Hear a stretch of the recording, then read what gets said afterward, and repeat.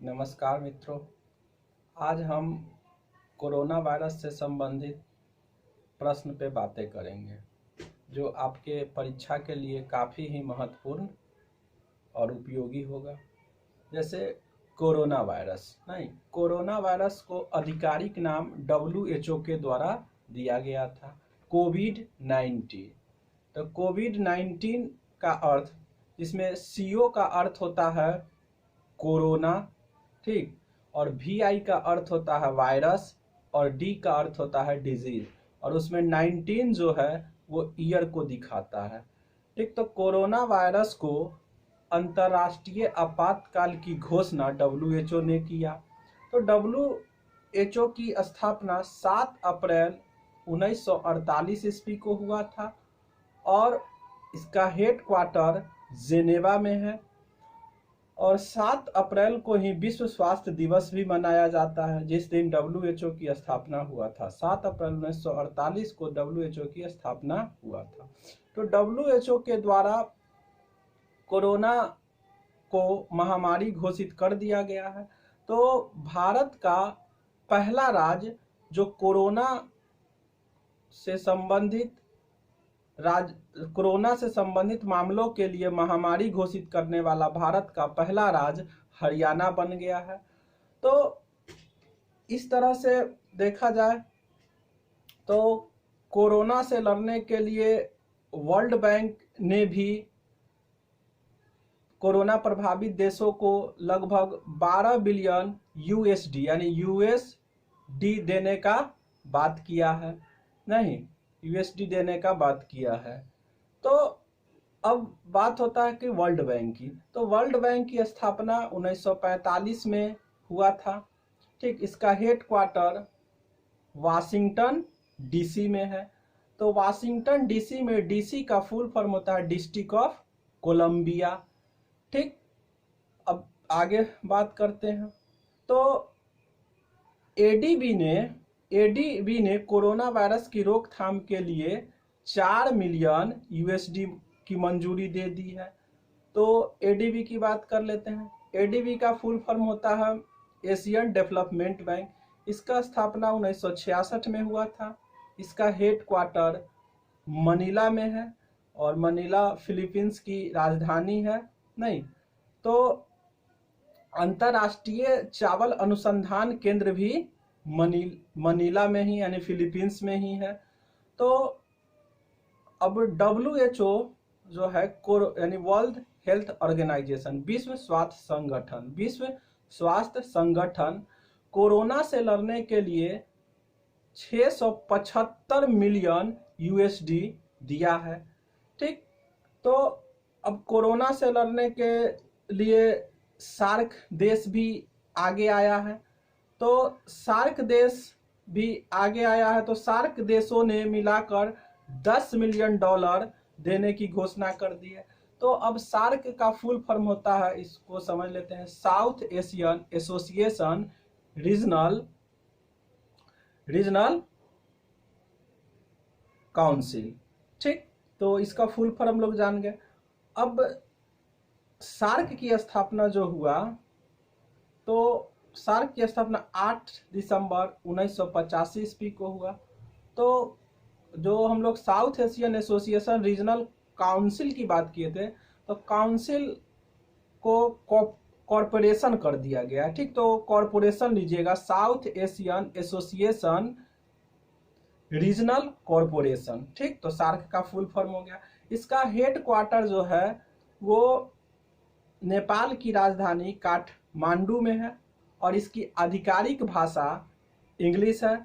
तो सार्क में जो सदस्य देश है वो है भारत है, पाकिस्तान है, बांग्लादेश है, श्रीलंका है, भूटान है, नेपाल है, मालदीव है और अफगानिस्तान है। तो इतना ध्यान में रखिएगा, ठीक। तो कोरोना वायरस को एक अस्थाई नाम भी दिया गया है। कोरोना वायरस को एक अस्थाई नाम भी दिया गया है, जो 2019 में इसका नाम दिया गया है NCOV, यानी N का अर्थ होता है नोवेल, ठीक, novel corona virus, NCOV, novel corona virus. ठीक, तो कोरोना वायरस में जानकारी देने के लिए इंस्टाग्राम जो है वो एक फोटो और वीडियो शेयरिंग नेटवर्क बनाया है। ठीक, वीडियो शेयरिंग नेटवर्क बनाया है। तो अब बात कर लेते हैं इंस्टाग्राम की। तो इंस्टाग्राम की स्थापना 2010 में हुआ था और इसके CEO है केविन सिस्ट्रॉम है। तो ये सब बातें लोग ध्यान रखिए, क्योंकि कोरोना से संबंधित ये सब प्रश्न है जो आपके परीक्षा में बहुत ही उपयोगी होगा। तो कोरोना की शुरुआत जो चीन के एक शहर वुहान शहर से हुआ था। तो ध्यान रखिएगा कि कोरोना की शुरुआत चीन का एक शहर है वुहान, वहां से शुरू हुआ है।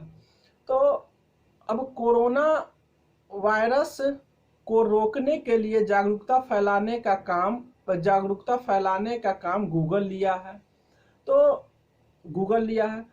गूगल की स्थापना जो है 1998 में हुआ था। इसके संस्थापक जो थे वो सर्गेई ब्रिन और लैरी पेज थे। तो इसका गूगल का हेडक्वार्टर कैलिफोर्निया USA है, नहीं, यूनाइटेड स्टेट ऑफ अमेरिका है। तो अब आगे बात करते हैं। पंजाब सरकार कोरोना वायरस से बचाव के लिए कोवा पंजाब नामक ऐप लॉन्च किया है। तो आगे बात करते हैं। तो कोरोना वायरस के प्रभाव से निपटने के लिए विश्व स्वास्थ्य संगठन के सहयोग से विश्व आर्थिक मंच यानी WEF, वर्ल्ड इकोनॉमिक फोरम ने कोविड डी एक्शन प्लेटफॉर्म का निर्माण किया है। तो और WEF एक लाभकारी अंतर्राष्ट्रीय संगठन है। इसकी स्थापना 1971 में हुआ था। इसका हेडक्वार्टर स्विट्जरलैंड में है। ठीक, तो कोरोना वायरस जो है मानव के शरीर के फेफड़े और श्वसन तंत्र को प्रभावित करता है। कोरोना वायरस एक लैटिन भाषा का शब्द है। कोरोना वायरस एक लैटिन भाषा का शब्द है। ठीक, तो कोरोना वायरस के 4 प्रकार हैं। कोरोना वायरस के 4 प्रकार हैं। पहला 229E अल्फा कोरोना वायरस, दूसरा NL63 अल्फा कोरोना वायरस, तीसरा HKU1 बीटा कोरोना वायरस और चौथा है OC43 बीटा कोरोना वायरस। ठीक, तो कोरोना वायरस को सूक्ष्मदर्शी के द्वारा देखने पर एकदम एक क्राउन के समान दिखता है। नहीं, कोरोना वायरस को एक सूक्ष्मदर्शी से देखने पर एक क्राउन यानी मुकुट, ताज के समान दिखता है। ठीक, तो ग्लोबल इमरजेंसी कोरोना वायरस को देखते हुए WHO ने ग्लोबल इमरजेंसी लागू कर दिया गया है। ठीक, तो अब कोरोना से निपटने के लिए भारत सरकार के द्वारा टास्क फोर्स का गठन किया गया है ताकि कोरोना से लड़ा जाए। ठीक, तो कोरोना एक ऐसी बीमारी है जो पूरे वैश्विक लेवल पे फैल चुका है और इसका वैक्सीन अभी तक तैयार न होने के कारण यह बहुत ही लोगों के लिए बहुत ही ये बुरा है कोरोना वायरस। इसलिए हम सभी से अनुरोध करते हैं कि कोरोना वायरस के लड़ाई के लिए हम लोगों को अपने घर में ही रहकर सोशल डिस्टेंसिंग का पालन करते हुए, हम तो कहते हैं सोशल डिस्टेंसिंग से ज़्यादा अगर हम लोग व्यक्तिगत डिस्टेंस को भी मेंटेन करें तो लड़ने में ज़्यादा से ज़्यादा फायदा होगा। ठीक, तो आप लोगों को कोरोना वायरस से संबंधित जो बात बताए हैं इसको आप लोग नोट डाउन कर लीजिएगा ताकि आने वाले परीक्षा में आप लोगों के लिए काफ़ी महत्वपूर्ण होगा। धन्यवाद।